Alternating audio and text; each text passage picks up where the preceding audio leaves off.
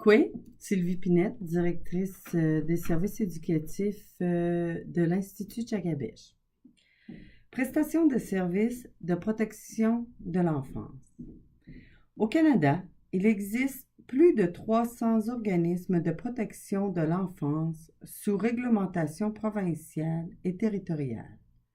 De plus, le Canada offre un financement à plus de 100 organismes qui offrent des services à l'enfance et à la famille, à des familles des Premières Nations, en vertu des lois provinciales.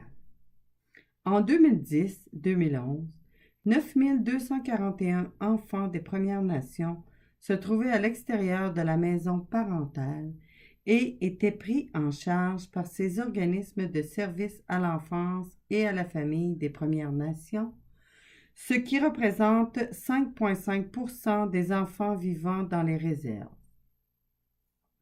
Quelques grandes villes canadiennes comme Toronto et Vancouver comptent également des organismes de services à l'enfance et à la famille pour les Autochtones. Au Manitoba, on retrouve également un organisme offrant des services aux familles métisses. Toutefois, il n'existe pas d'organisme régi par les Autochtones dans les 3 territoires du Nord. Les services de protection de l'enfance accessibles aux Autochtones sont offerts par les mêmes organismes gouvernementaux qui s'occupent de tous les enfants.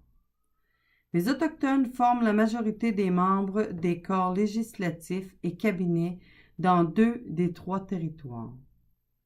Même si le gouvernement fédéral reconnaît sa responsabilité en matière d'offre de services de protection de l'enfance aux familles des Premières Nations, les communautés métisses ne sont pas bien desservies.